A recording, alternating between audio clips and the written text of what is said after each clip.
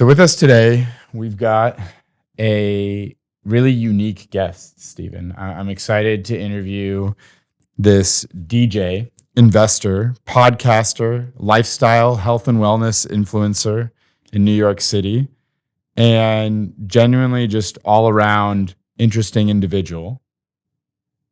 Adam Metwally. Woo! Thanks for joining. Loved it. Thanks for having me. Yeah. How'd that feel? That felt great. Okay. Yeah. I feel like the clapping and cheering always throws off our guests. They're like, funny. whoa, what's going on? That went from 0 to 65 really quickly. We're not getting rid of that Yeah, no, we're keeping that forever. Should get the guests to clap as well. for themselves. Just Yeah. Should we redo it with you clapping? No. That's for the next one. Anyways, so I met Adam here a couple weeks ago, maybe closer to a month ago at this point, at a really cool event.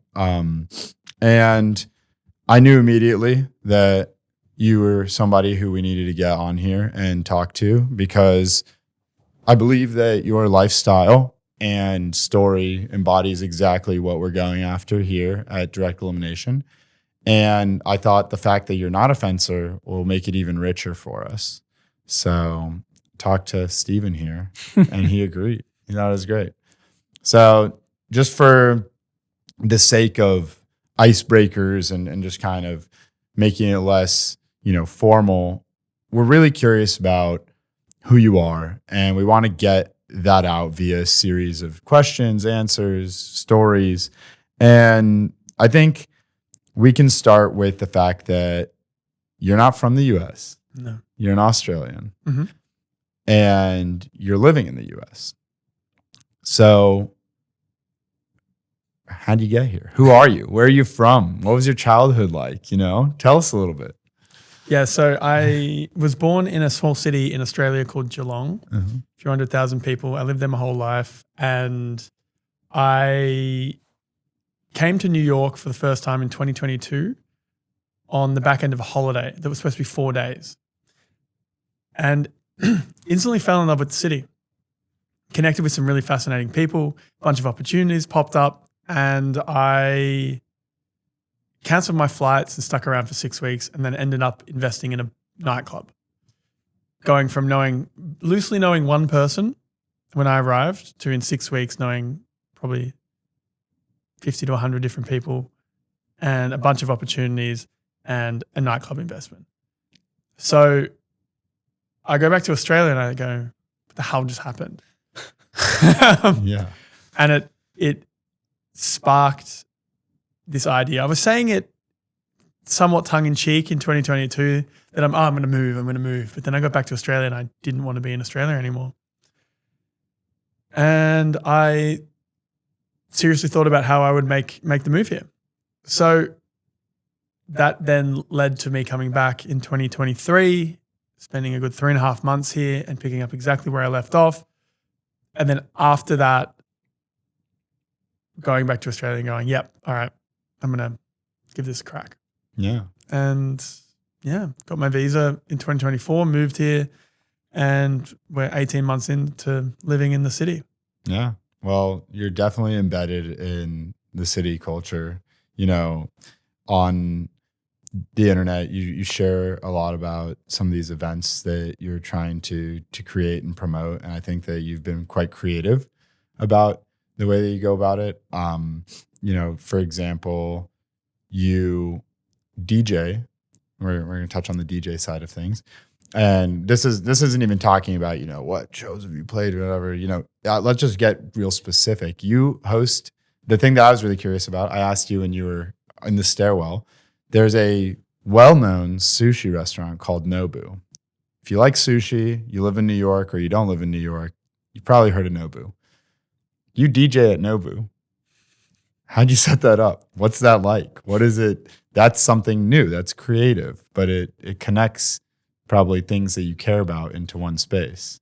Well, that was super random actually. A friend of mine, he books a bunch of spots, and we've just over the last 18 months built a relationship, and he's super connected with a bunch of really cool venues, and when he can't play, he books me.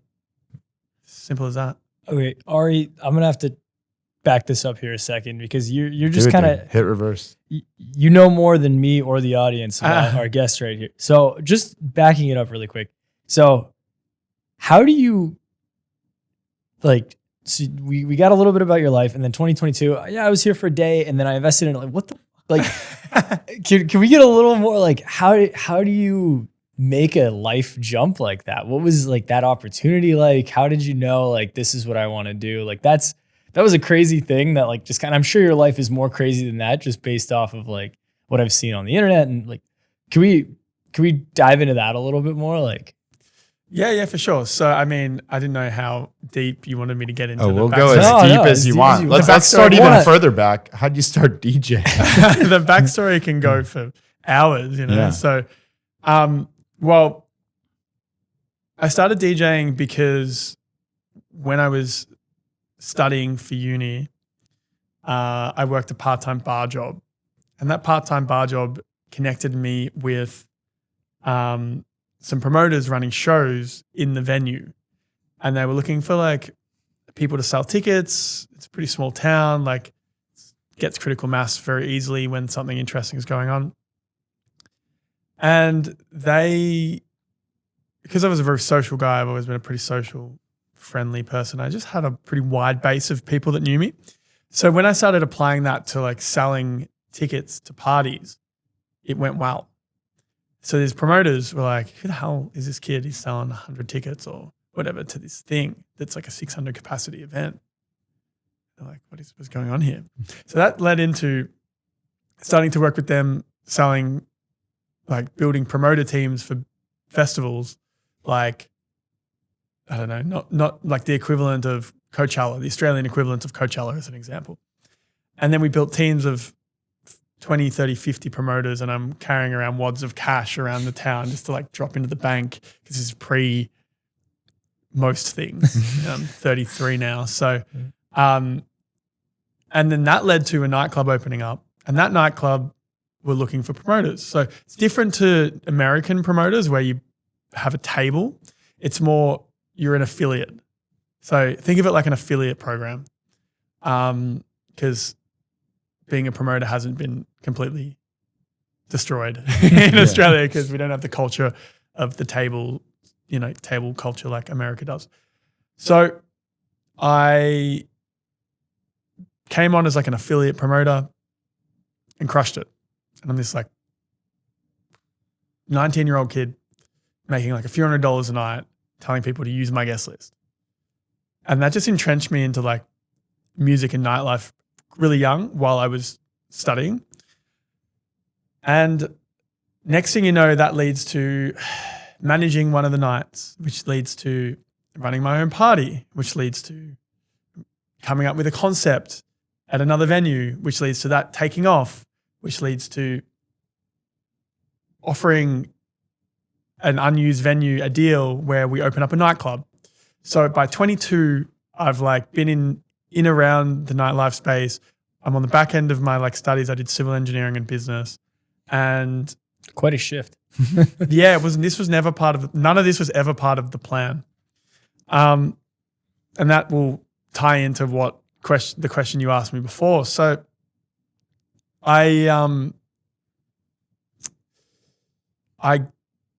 was DJing, was exploring the music side alongside running the parties the whole time. And then my friends got some decks, and then I started playing with them. And then a DJ didn't rock up at 5 a.m. one night, and I jumped on. And that was the first gig. And then that just slowly set the tone for me playing on my own shows, on other shows, on festivals around Australia. It was never, and it still isn't what I want to do for a living. It's just something fun that I like to do that brings people together, allows me to play music, connect, network, get into rooms a lot of the times I can't get into otherwise, and bring in some extra money outside of 9 to 5 hours. And that's kind of all it's ever been. So yeah, I end up basically for 8 years of my life owning a nightclub, which then turned into starting boutique festivals, and turned into doing some tours and some international shows. and built a little business that was quite good, profitable. Had a team of like 8, just living my life, not working super hard, having fun. Had pretty much hit my ceiling in my small city. And then COVID happens and the whole thing turns to shit overnight. And then I begin to shift in those 2 years because Australia was rough during COVID. It was. I remember the Djokovic rejection to the Australian Open, but that was a country taking a huge stance, and that showed like, oh, they take it more seriously than we have here. Yeah, yeah, and so for context, Melbourne and Victoria and most of Australia spent about 2 years in very strict lockdown. Now you can agree or disagree whether that was the right choice. I don't think this is a podcast for that. So, but we pretty much, I couldn't do much for 2 years. So I'm like trying to run some shows, stopping, starting, things are canceling. It was a mess. So in that time I went quite, what's the word I'm looking for here? Like I went inward and was reflecting on what I wanted and where I wanted to go and what I was doing. And the nightclub stuff was quite misaligned with like who I kind of wanted to be. So my heart wasn't in it by the time things opened up. And a lot of my contracts and my deals that were in place previously began to fall over. So there was just a shift. And that shift led me to come to America for a holiday. I came for Coachella in 2022. I got all these skills, like the skill set and experience. I've spent 2 years reflecting, and it was the first time, It was the first time. Yeah, thanks. It was the first time that I was able to test the things that I'd thought about and learned. And I happened to land in New York on the back end of that trip, and just a culmination of all of that like presence and energy and being open to something new just made sense by the time I ended the trip in New York. So to answer the question, how I got here, this is never part of the plan. In my head prior to that trip, I owned a house, I owned an investment property, I had a business, I have a dog. You know, all I needed for the next piece was to meet a girl, get married, have kids, and stay in my hometown for the rest of my life. That was where my head was at. And then I came here, and a whole world opened up to me that I never, ever thought that I had any business being a part of. And then I go back to my small city in Australia, and it felt like the walls had closed in on me. I felt anxious. I felt stressed. I felt completely off, like I'd never felt before. And I had to get out. That was it. I just had to get out, because I would look at myself and I would think to myself, this is a really serious, big decision I'm thinking of making. I'm like, is this a wrong move? Maybe. But the conclusion I came to was, if I look back at 80 on this decision, what am I going to regret more? And I think that's a pretty easy answer. Like, are the stories going to be better with me coming to New York and seeing what that little crazy experience was, or chalking it down to just some flash in the pan moment, closing that little chapter and sticking with Australia? And the answer was unequivocally come to New York. So it was just a matter of how the hell do I do that? And then that got into how the hell do I do that? Yeah. And it's not easy. It's easier for Australians. Don't get me wrong. We have great PR for some reason. I think it's the accents. They sound so friendly. Also easier in 2022 than 2025. Well, yeah, stay tuned because I need to renew. So we'll see how that lands. Yeah. But yeah. So that's kind of the gist of it.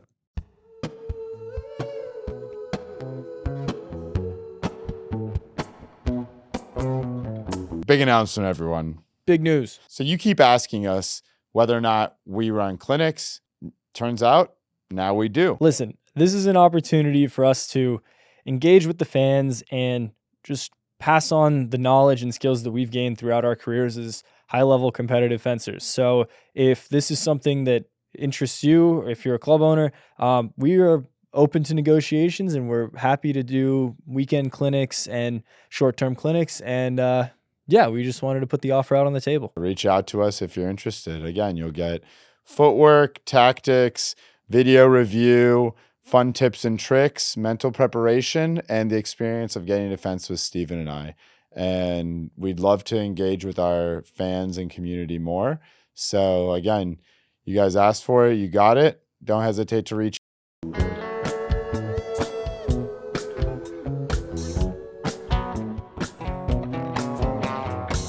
No, it's cool.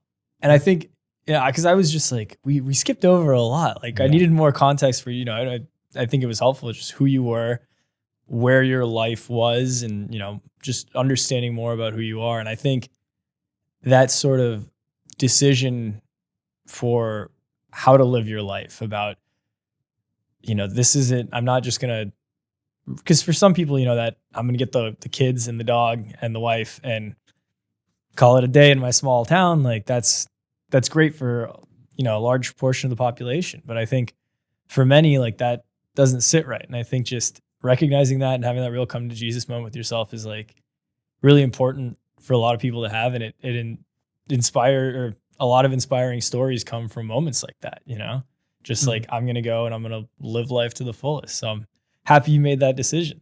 Yeah. No, you first. Don't get me wrong.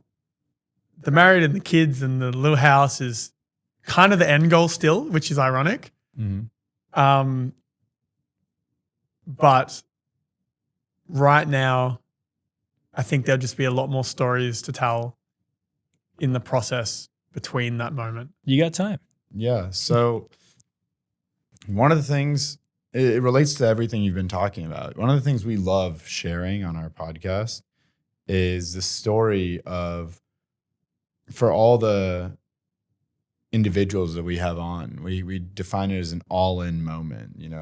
We usually say, what was the all-in moment where you decided that fencing was going to be your thing? So you have multiple this things. moment. Yeah, yeah, exactly. This is when Adam decides he wants to be a fencer. But really, it's more about, for you, because your life has taken multiple paths. It's, at what point did you decide that you are going to go all in on being open-minded to the opportunity, right? Because being a DJ and that entire side of your life, the businesses that you own, the festivals you put on, the people you've met, that was never a part of the plan, but you went all in on it and it led you somewhere.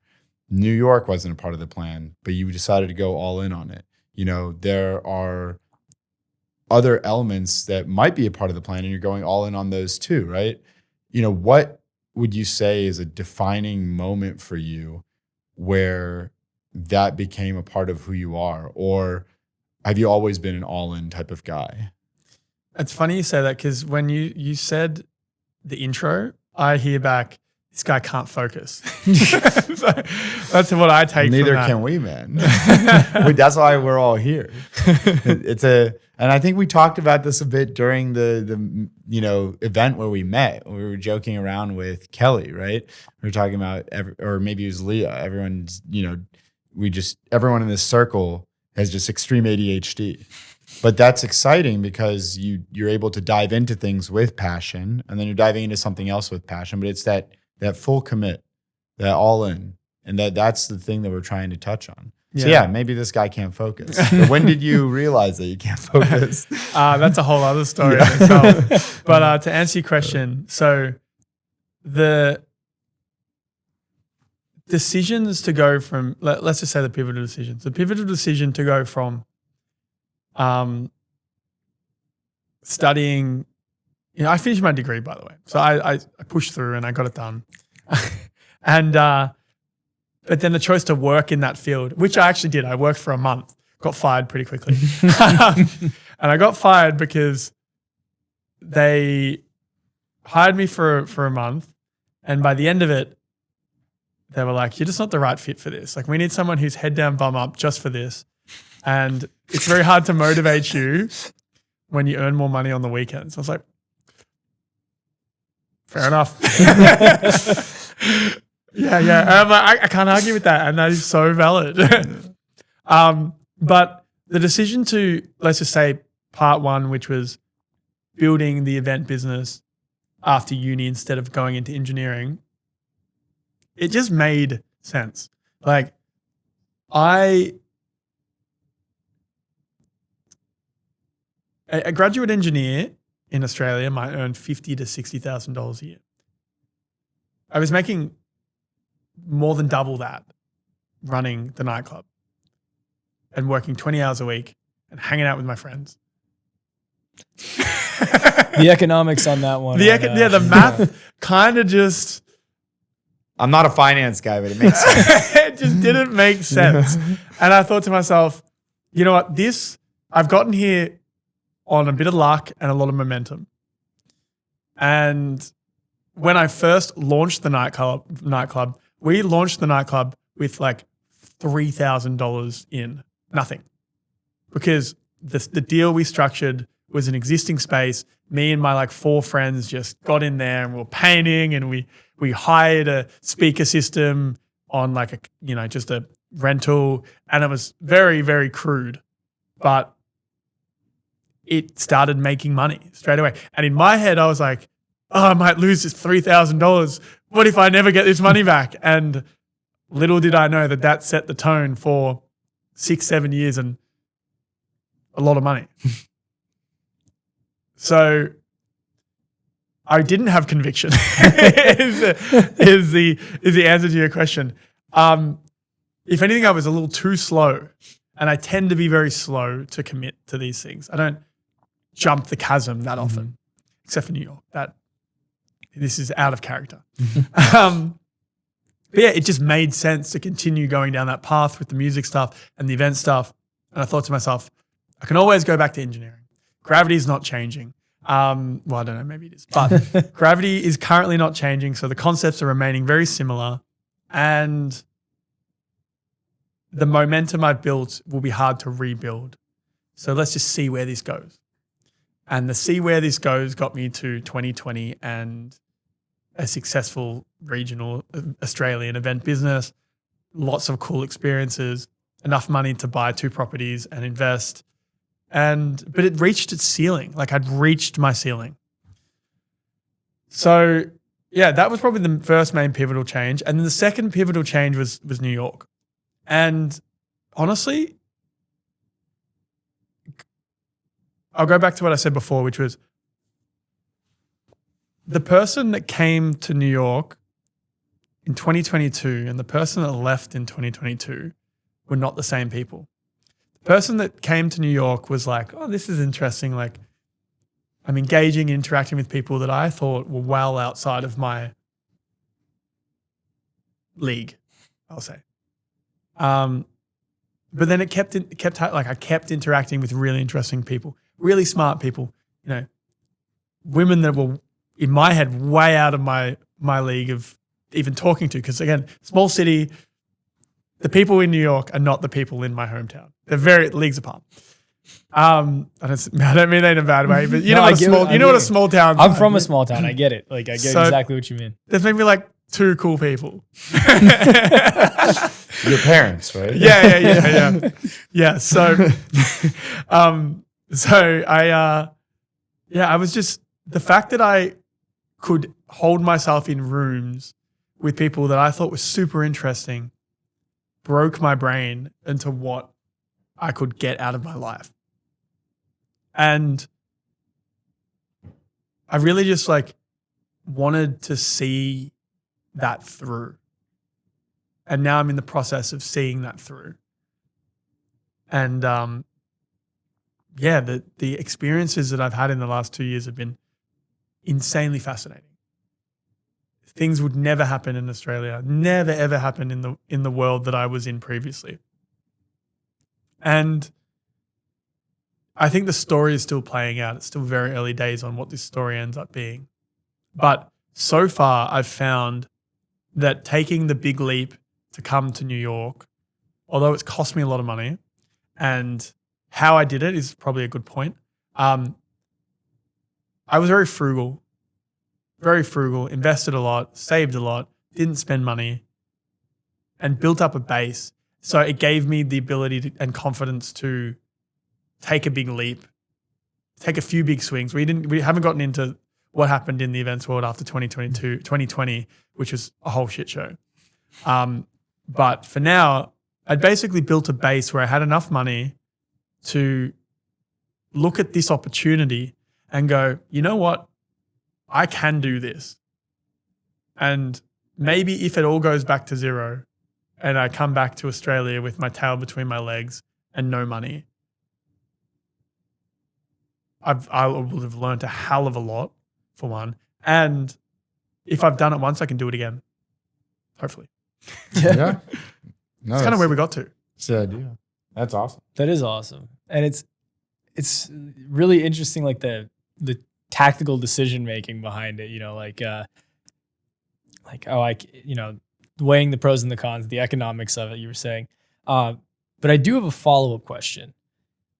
So given this moment right now, what are you all in on right now? Because, we've touched on things that, you have been all in on or you have had conviction with, but like right now in your life, what is that passion? What are you driving towards? Yeah, for sure. I mean, right now I'm all in on the content agency and the podcast world. That's where I want to be putting all of my energy into. I forgot to mention the content agency. Yeah. Oops. Which is new. This is just a new but little... you did bring it up before. Yeah. I had it in the Encyclopedia of Information and it just got erased for a second. Yeah. So That's I mean, what he calls his Asperger's. the Yeah, that's encyclopedia. right. So the podcast is the core thing that I want to focus on now.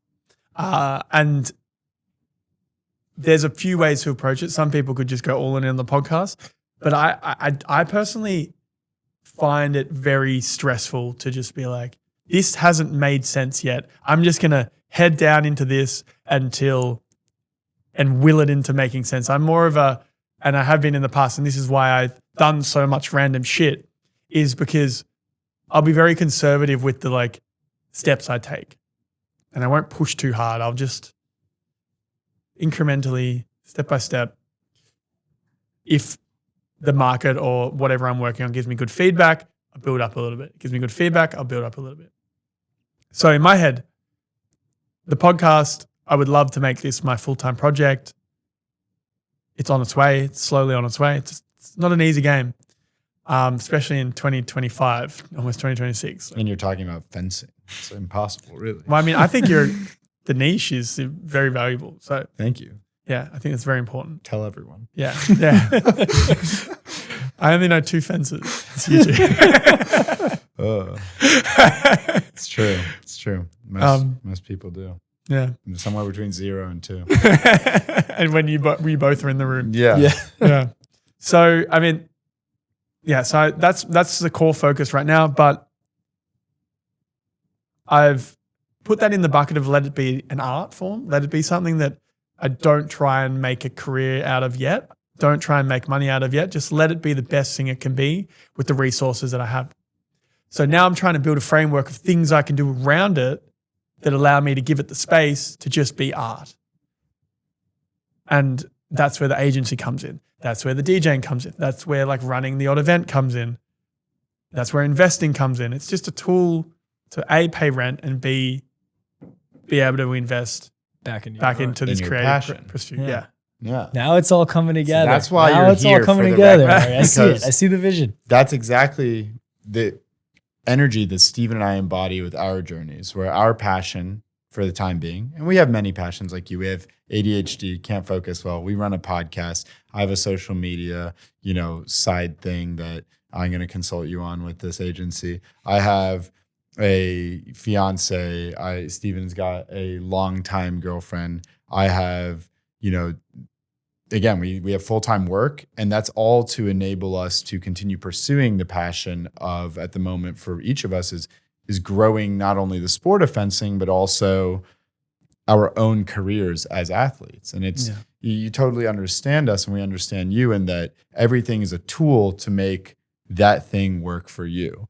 And for the time being that is your, main muse or focus, you're going to try and make everything make sense for that.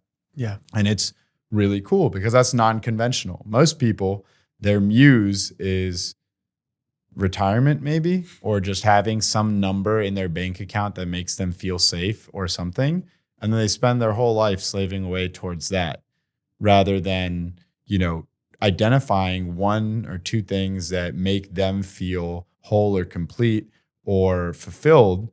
Their soul feels nourished or gratified, and then working towards making that happen using their personal finance or whatever as a tool to help you live a more fulfilling life. And I think that is one of the things we want to showcase here, which is why we're happy having non-fencers like yourself who are living that very experience in many ways better than we are, right? Because you've been able to build up tools that are stronger than our tool set. So we'd love to talk to people like you and hear about what you've learned, hear about how what you've learned even in your passion or chasing your passion, and then these mistakes or lessons that you learn enable you to be more successful at said one thing or another. And that's really the purpose of direct elimination. And that's why it's awesome to talk to people like yourself. And, there's no question attached to this. It's more of just rejoicing in the fact that, only halfway through the episode, we've gotten to truly share, like, to all the fencers who are still listening, why is Adam Metwally relevant to you? Well, because he's doing the same thing you are, he's just not fencing. And for the record, he's also an athlete. This man has run a marathon before, at least once. And you exercise. One of the other cool things that, you're doing culture-wise, this man has done a sober sauna party. I don't know if anyone that I know has DJ'd in a sauna with a bunch of people, and it looked like a blast. We also haven't been sober in a sauna in a while. So that's a challenge in and of itself. Yeah, that's a whole nother conversation.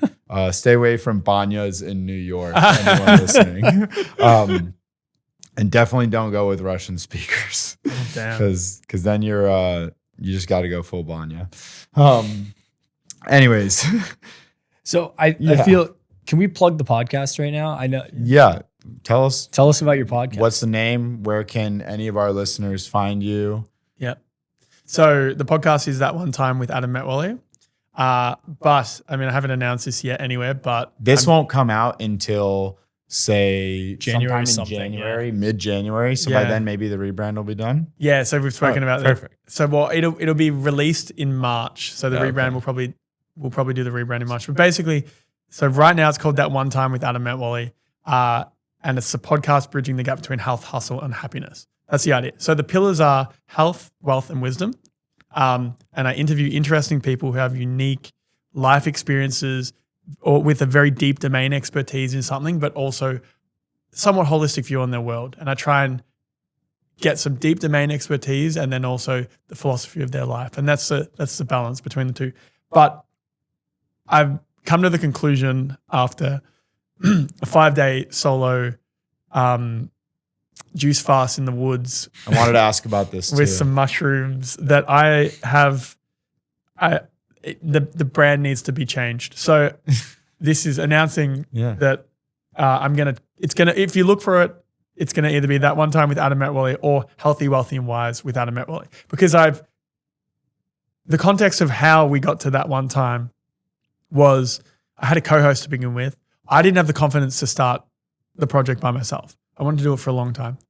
And then I found a good partner who was able to fill the gaps that I couldn't, get it off the ground with me. We came up with a name together, and she did the branding.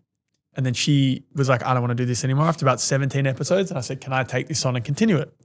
She said, sure. So I took it and ran with it. And now we're like 140 episodes in, but we're still running with this like identity that started with a co-host 2.5 years ago. Mm-hmm.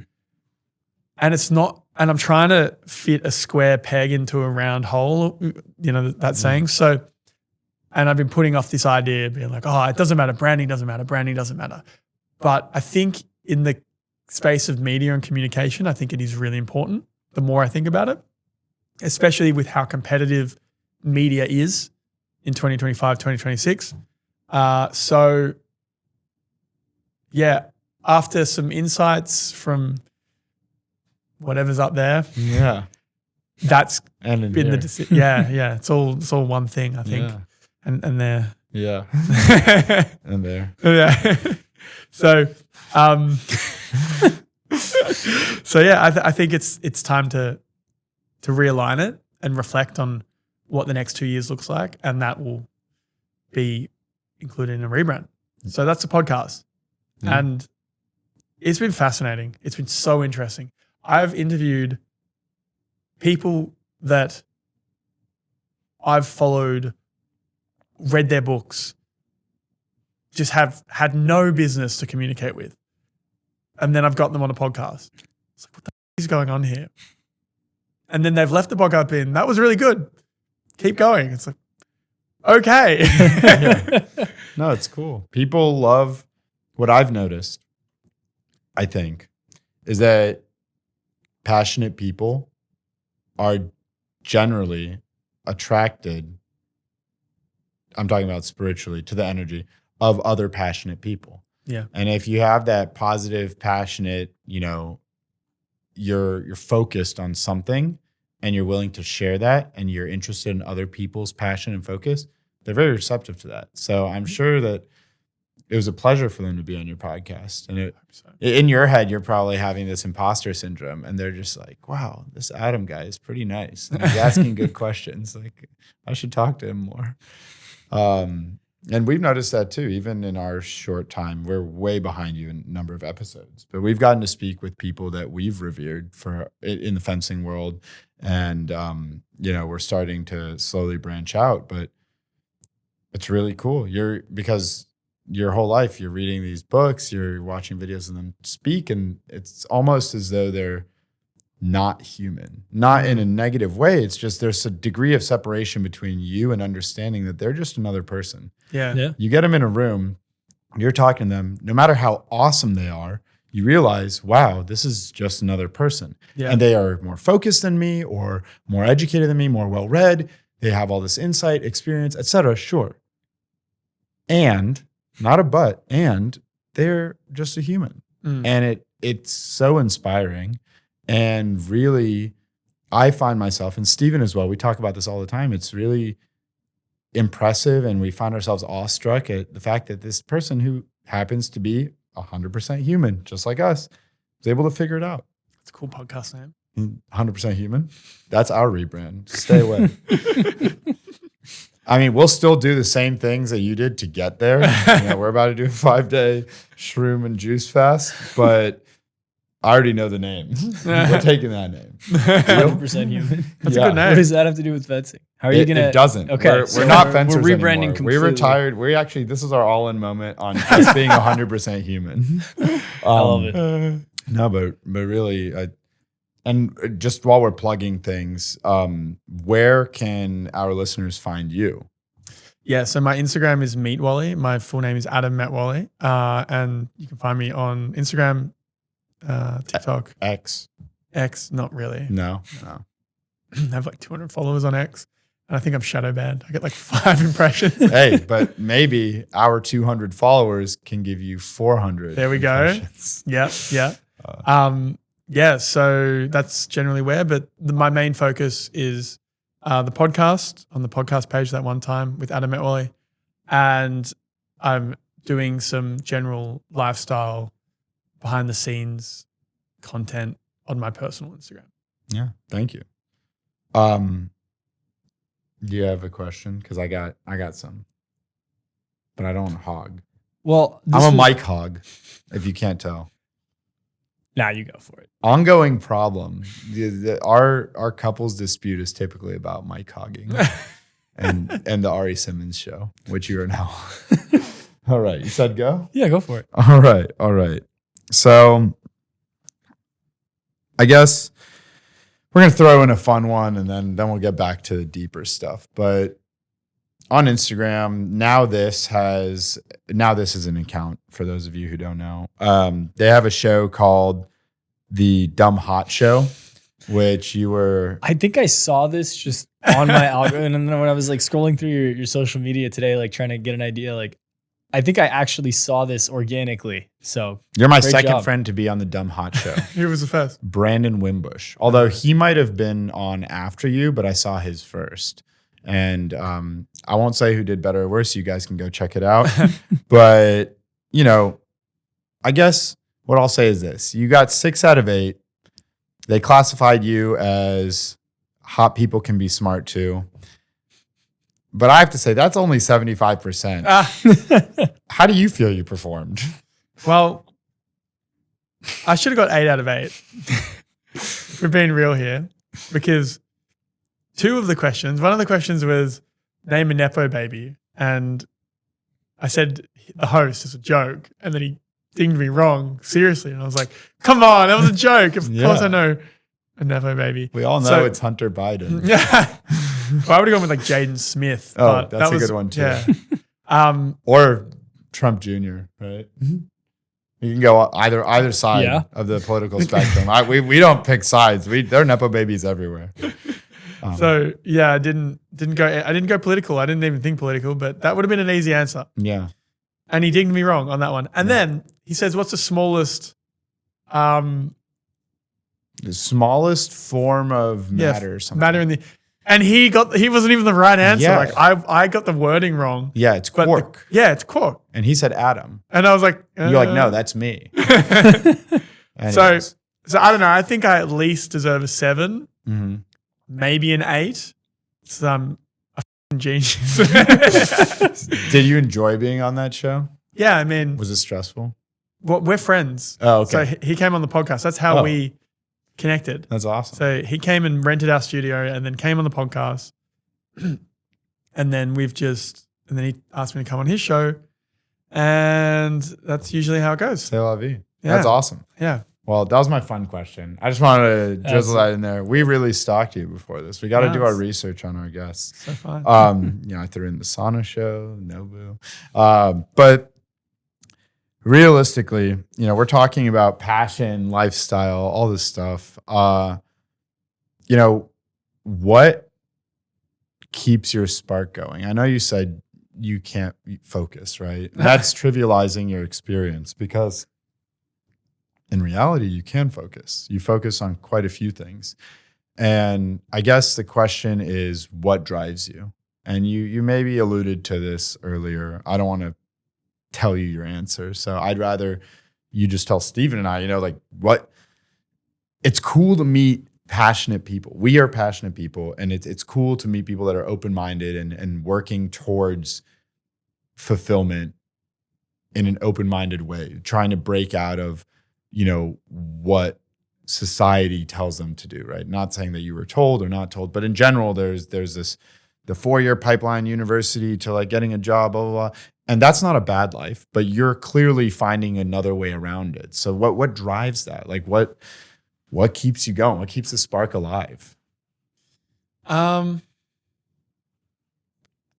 Because that route, you could have always gone back to engineering, but you never did. I mean, I still can. You still can. Not You still up can. there. Gravity's Story's still not working. Yep, it works. But, you're sitting here not as an engineer.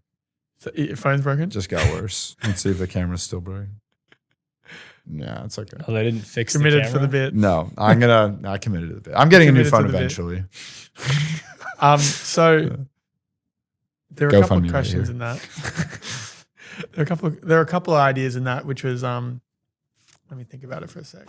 You can answer any or none of the questions. No, I no, talk it's a lot. So fine.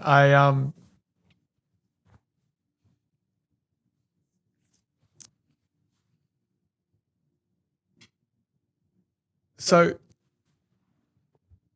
when I've never been very smart. I still don't think I'm very smart. I'm a slow reader. Concepts take a while to really get into my thick skull. But the one thing that has led to success in school, success in business and I guess the small, I feel like I'm just beginning, right? But the one thing that has led to some success is just grinding. Like I just grind. I just wake up every day and I'll just grind at it. And if I go back to the first time that really showed itself to be a good outcome was during high school. I was my second last year of high school. I was failing a lot of my classes, and then overnight, the next year, I said, "Okay, I'm going to try now," and I would study every single day. I would go to the library at lunch, and I was slow, but like just in the process of every day, just grinding it down. I got, I don't know, probably like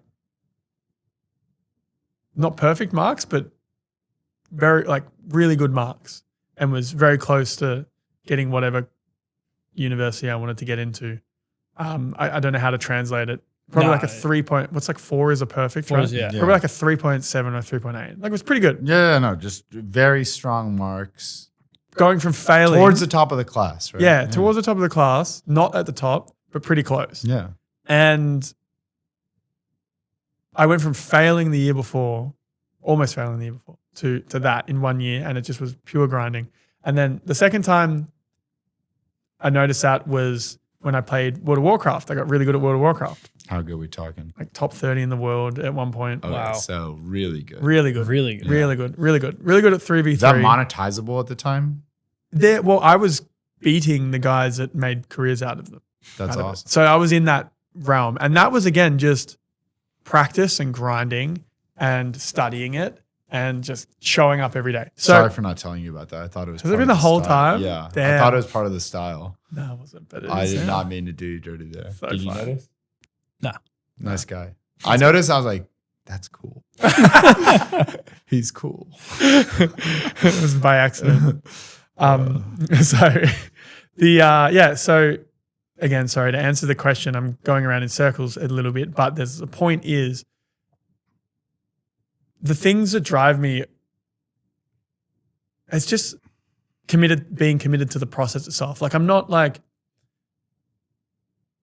I've never really been too clear on this is what I want to get and I have to get it, because a lot of the times I don't know what's following. But what drives me right now is I just really like what I'm doing. Really enjoy it. It lights me up. Like leaving a podcast conversation, I leave energized. And that in itself is enough. You're welcome. No worries. No. And prior to that, it was just like super fun. Like the events were super fun. And I've learned over the last 10 years or so that the most valuable thing you can have in your life is your freedom. And I've been fighting really hard to prioritize my freedom, to do the things that I want to do. And sometimes that means I work really, really hard, way more than I normally would have to. And other times it means I don't do anything. And yeah, so I guess I don't really have a clear answer of like what keeps me going, because it just, the process of what I'm doing is enough. Like the podcast is 2.5 years in, and by no means anywhere near where I would have liked it would have been, anywhere near where I would have liked it to have been. But I'm still like, yeah, let's go, because it's fun. Yeah. No, I think that is a clear answer. yeah, that's a very clear answer. And it's Okay. so we have a segment or not a segment, but a saying whenever we talk to a guest who's not a fencer, who we want to focus on, maybe not their fencing career, but what they're doing now is like, it's just like fencing, right? We're like, everything is just like fencing.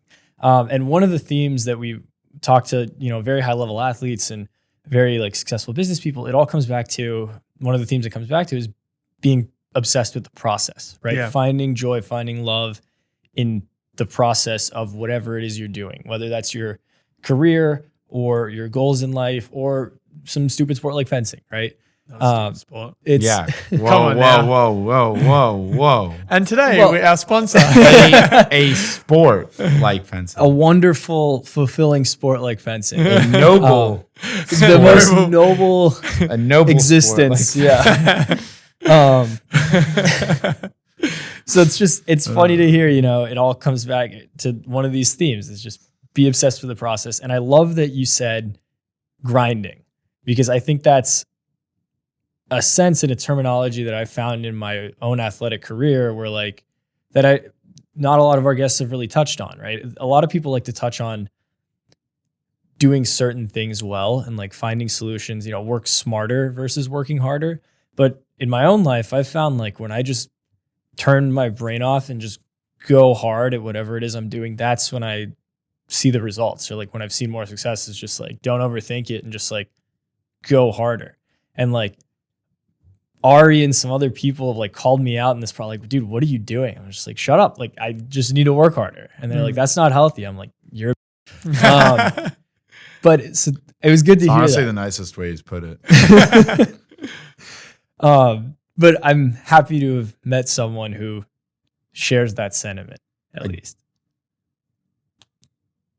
I'd like to clarify. I think grinding is great. I just think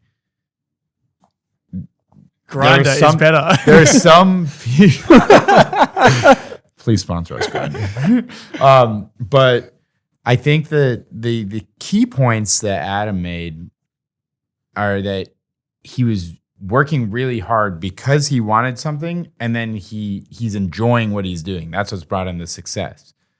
He's not like punching himself and being like, God, I've worked so hard and I hate this. It's like he's grinding at something that he enjoys. So as long as you're accepting why you're grinding, then it's fine. Yeah. So we're on the same page. Yeah, I didn't say we weren't. Yeah. And I do admire how hard Steven can work. It's Thanks. great. Sorry, I was fishing for that. No, that's so cute. Look at you too. Married for years. Don't tell my fiance. I think being able to be around people that show you another gear is also really valuable. Because sometimes the limiter is your own. Yeah. So do you like to surround yourself by people who have gears that are even higher than yours? Well, this is probably another really interesting reason why I've come to New York is I spent my whole first part of my career doing something that I'm not even focusing on anymore. Like I've completely switched what I want to do with my life. But, 80% switched. I'm still doing little bits here and You there. DJ at Nobu. Come on. Did. Yeah, I did. So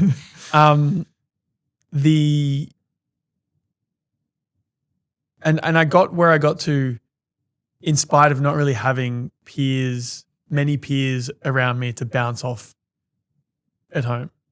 I felt quite isolated and I had to make decisions alone. But here, I feel like I'm exposed to so many fascinating, interesting, really driven, really successful people in all of their own niches all the time. And I love it because now the speed at which I learn and I take ideas is speeding up significantly. So I really love spending time with people that are smarter than me, and I'm only recently just starting to get access to lots of people that are way smarter than me. Even through the podcast as well. Yeah. So I'm like so dumb compared to all these people. It's crazy. I love being the dumbest person in the room. Yeah. It's so in sometimes. kindergarten. Yeah. Well, Yeah. I'm a huge talker. Steven's a better listener than myself. But moments where I find myself being a really good listener is when it's extremely apparent that I'm the dumbest person in the room. And I learn so much. And it's a great feeling. Mm. You're just like, oh, you actually know that. Okay, wait. Let me write that down. Say it 3 more times real slow. You're not making that up? Shit. Yeah. Okay, wait. I could say exactly that and sound like I know what I'm talking about. Thank you. No, genuinely, it's a great feeling because that's how we learn and grow. And that's probably one of the things about New York that's inspired you. That's one of the things that's inspiring me, getting to interact with people like you and, other people that we have on this podcast and getting to, be inspired. Because Steven and I, for the record, are very good at what we do. That being said, it's great when there's always a bigger fish because that's something you can, look at and aspire to work towards. And from what it sounds like, not that you have anything negative to say about where you're from, but it seems like you became, at least for the path that you were on, one of the, if not the biggest fish. In my little niche, I became the niche, one of the biggest fish. in the path that you were on.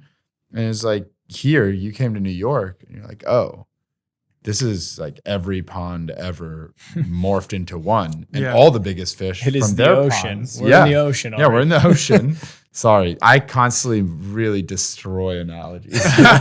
But all of a sudden, all the biggest fish from their ponds found their way to the ocean. And then they kept growing too. And they're all at different stages in their growth. And it's really exhilarating to be. And some of them are sharks. Yeah. You're like, I'm a fish. What's going on? Like a little plankton. Yeah. But it's exciting to be here, man. And yeah, thanks for all your thoughtful answers as well. I think that they've been, I know you didn't necessarily know what to expect, but we do like getting deep, and it's casual, it's formal, it's somewhere in between, but we love hearing, these raw answers from people because that's how you're going to grow as a person. That's how you're going to grow as a listener, as an individual, is by hearing true stories, by being true to yourself, by acknowledging the things that might be challenging to actually get to without thinking about, and it's just going one step deeper every time. And that's how you unearth truths.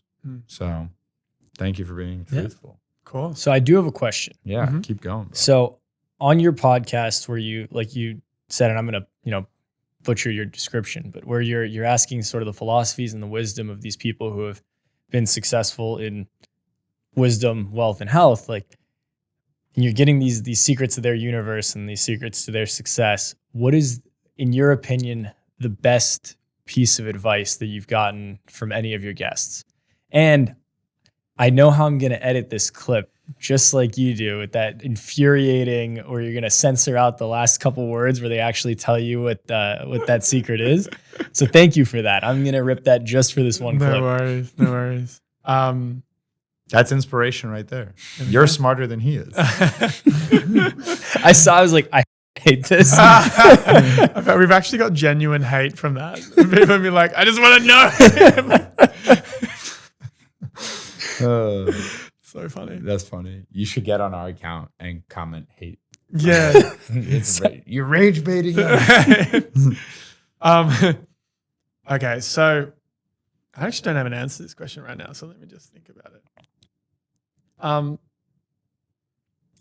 it could be the best, whatever stuck with you. I don't know. I was just curious. Get the spark notes of what's the coolest thing you've heard from philosophies.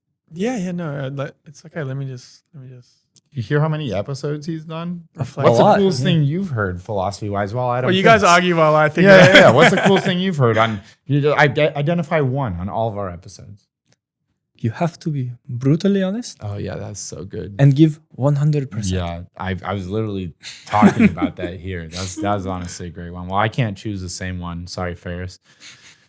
I don't have a favorite. They all make sense. You know what the other coolest one was? Yeah. Ferris's dream. Oh, okay. So you really love Ferris. That was a really It's fun too one. bad he doesn't listen to our podcast Not because yet. he definitely would love hearing himself get called. Actually, maybe he wouldn't. He's not that egotistical type of guy. But I think he would still get a kick out of you being so fond of those quotes. Ferris is an Olympic silver medalist from the Paris Olympics. Oh no. Ferris in Paris. Impressive.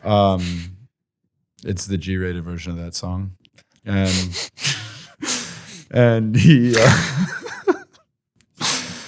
And he You got that really quickly. It took me a second.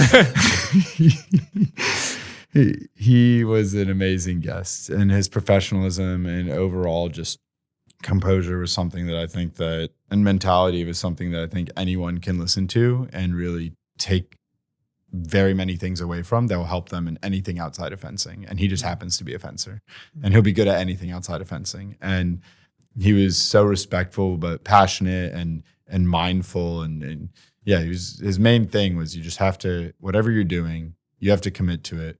You have to give 100% in that moment. And you have to be brutally honest with yourself.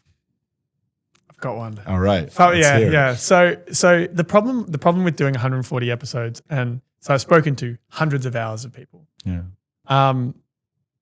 And some of these people are like wildly successful.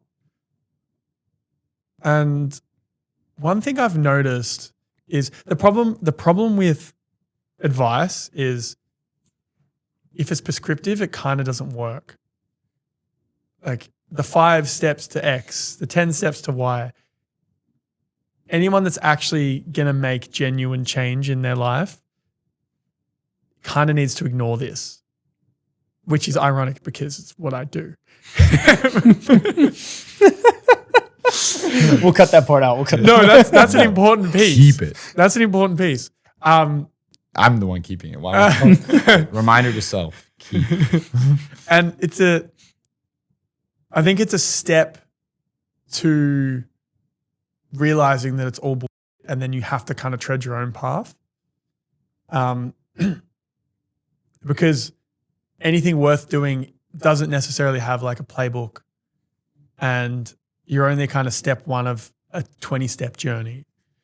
That being said, something that has popped in that I've noticed over and over again with the people I've interviewed that have had a shift in a moment in time in their life where they've become somebody that they never thought they could be, they create an alternate persona.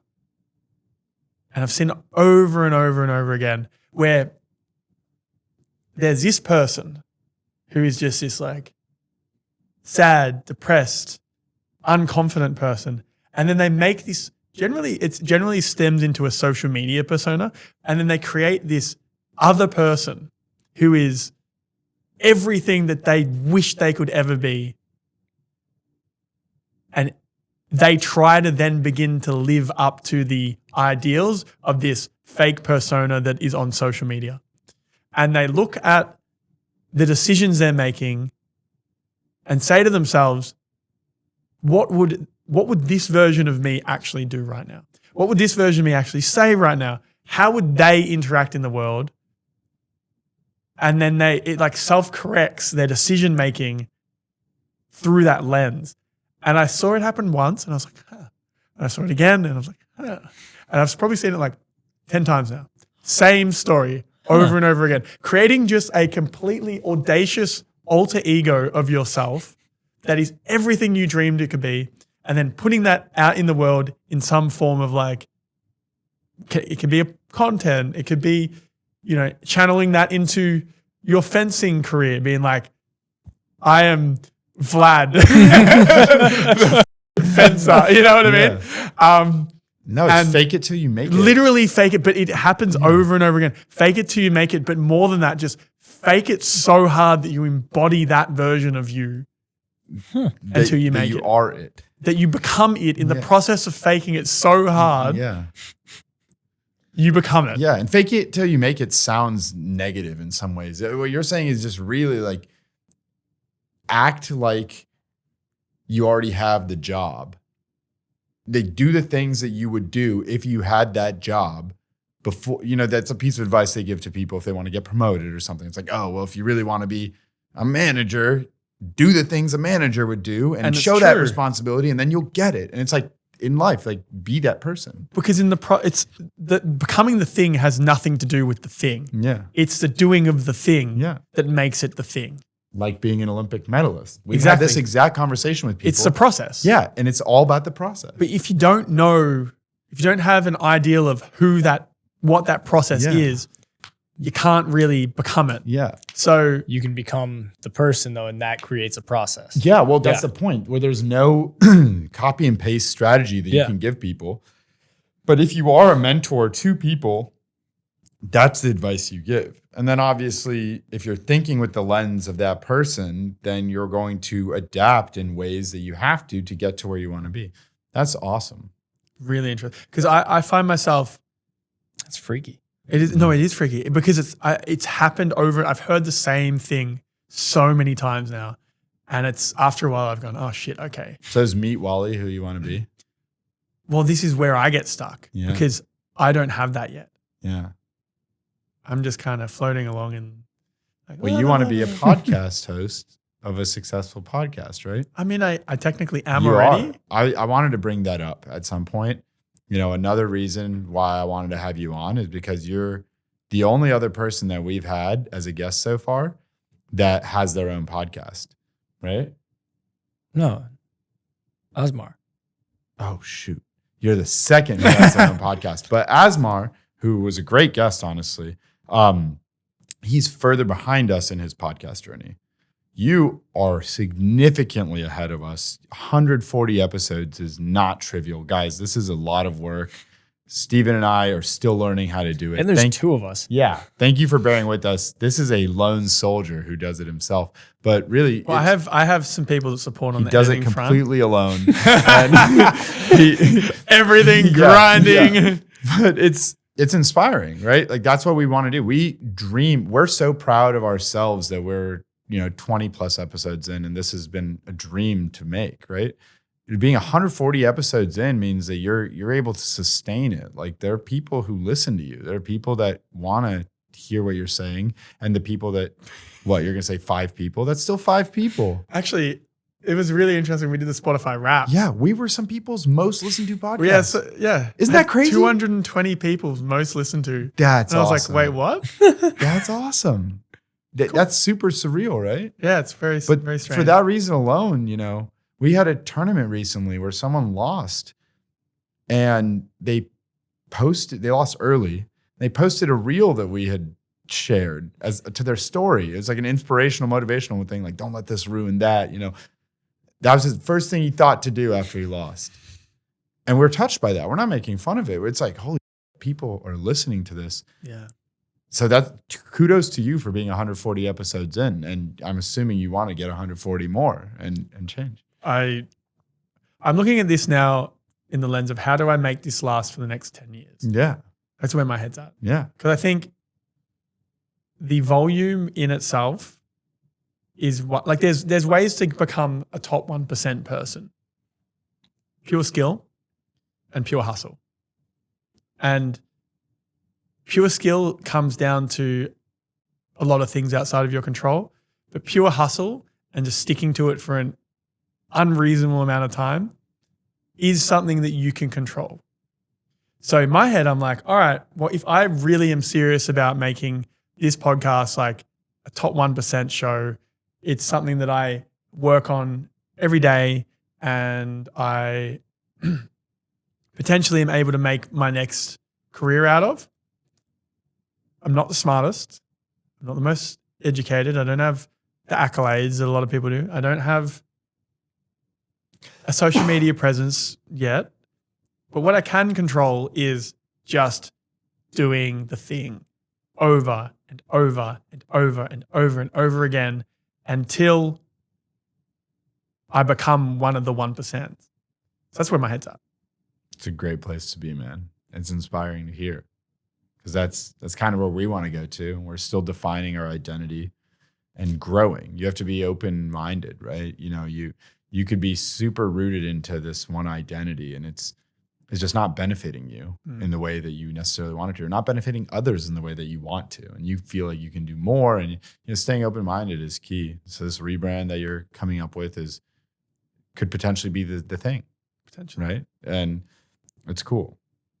I think we're around time for our final segment, which is the most fencing you'll do today. And Do we get to do like a fencing. If we'll do it. Yeah, we can do it after. We Yeah, can do beat that the shit after. out of Yeah. But right before then, we're going to do a quick charity plug. So this is a podcast about passion. Fencing for a Purpose is a nonprofit organization founded by 3 young fencers to share their passion for fencing with communities that would otherwise be underserved by the sport. The organization has engaged many high school fencers across the country with the intent of giving back and paying it forward, with officers all over the country. They run camps for underrepresented community members, tutor international fencers in English, raise money, and donate gear in order to support grassroots clubs that need funds in order to provide a better experience for their fencers. You can find them on Instagram at Fencing for a Purpose, and their GoFundMe is in our bio or in the description. Without further ado. So our last segment is called One Light Answers. And you don't need to know why it's called that. That's okay. Fencing term. Fencing terms. Think about it. There is a chance to get 2 lights off, your light and our light on a scoring machine, but it's significantly harder to get 1 light to go off because there's a time in which it locks out your opponent from being able to also score. So we call it 1 light answers because you got to be fast in order to get that single light off. So without Quickly before. Yeah. Does the light, right? So does it like, does it connect? Is it connected to something Yeah, where like yeah. if you hit something, it. Do we do this now? Yeah, we'll do this. Okay, Steven will be right back. Anyone listening on a non-video format, I'll narrate this to you. Steven is getting up and showing Adam exactly what an épée looks like. For those of you watching, you're watching exactly that. And then you push this button down. Yeah, Steven's explaining how the scoring works in épée. No shit. Yeah. So basically, the whole goal is to poke to get the light for on. épée. There are 3 disciplines: foil, Can épée, you, and like, saber. Yeah, that we can flick. There's like a whole thing. So saber, you can. Let's- like if we do this. I'm cutting this. Saber, if you slash like this, then it does that. But in saber, they wear like a conductive jacket. I see Where what you're that circuit gets completed from you touching the conductive jacket, whereas here the circuit completes when you push that tip down enough. kind of heavier than I expected. Yeah, man, we got jacked forearms. Yeah, I've seen it. Yeah, like it's. Aye. Yeah, we can actually show you how to hold it, and you can like hit us if you want after we're done. Made in France. Yeah, we are sponsored by a French brand called Prieur, Nice. and that is this mask right here and this glove. So are this has been hit many times. Oh yeah, and you can get hit in the hand too. You can get hit in the foot, Where do I put balls. this? Oh, you can hold it. Doesn't matter. Yeah. Okay. Yeah. Hold it for the Yeah. for the segment. So 1 light answers. So so just a couple rapid fire questions. First thing that pops into your head. Are you ready? I'm ready. Take it away, Ari. All right. Who are your 2 favorite fencers? You too. That was easy. Sober sauna party. Boom or bust? Boom. All right, that's pretty good. What's your least favorite Australian stereotype? Oh, this is a hard one. I'm so Yeah. sorry. It's okay. Um. You're just not getting a single light off here, but it's okay. Yeah. Yeah. Maybe no lights. Well, you got me. You got Yeah. me on that one. That we all eat Vegemite. Oh, okay. Have you had I Vegemite? love Vegemite. All right. But not everyone eats Not it. everyone eats Okay, Vegemite. okay. Yeah. Interesting. Dream interview for your podcast. J. Cole.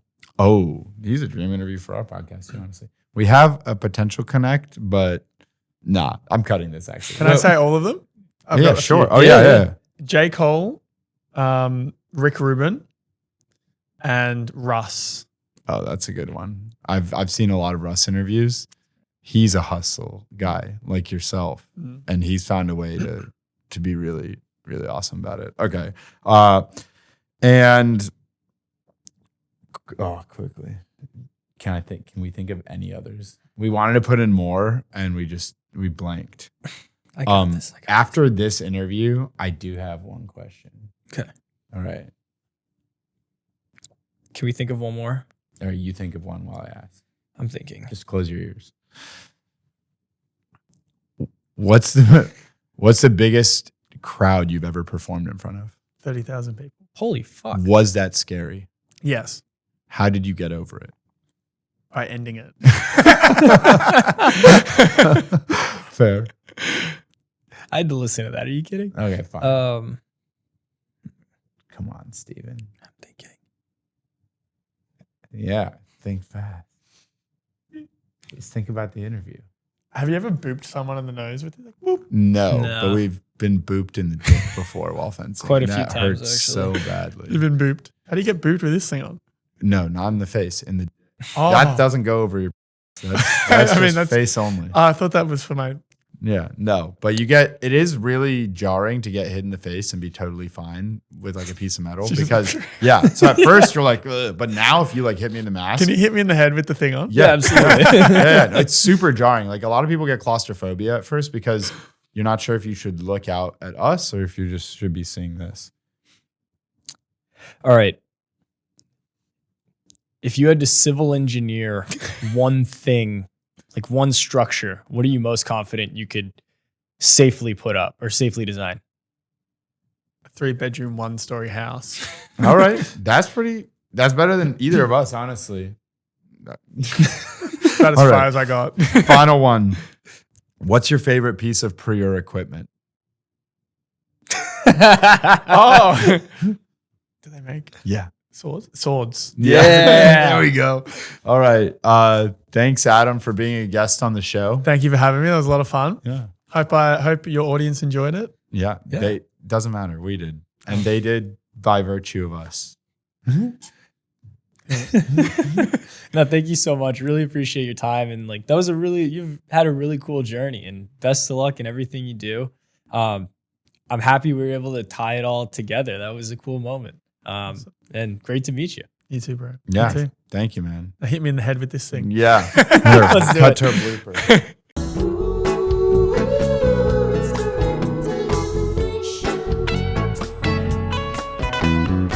Thanks to Prior, I'm always ready. So you can be ready too if you visit the Prior USA shop and get some sweet Prior equipment. I love making episodes with you, Steven. At Direct Elimination, we're creating this culture of sharing stories of amazing people with our fans worldwide. All the support that you give us means so much to Steven and I. So please like, follow, share, subscribe, whatever it is, engage with us. That allows us to keep bringing episodes just like this one to you.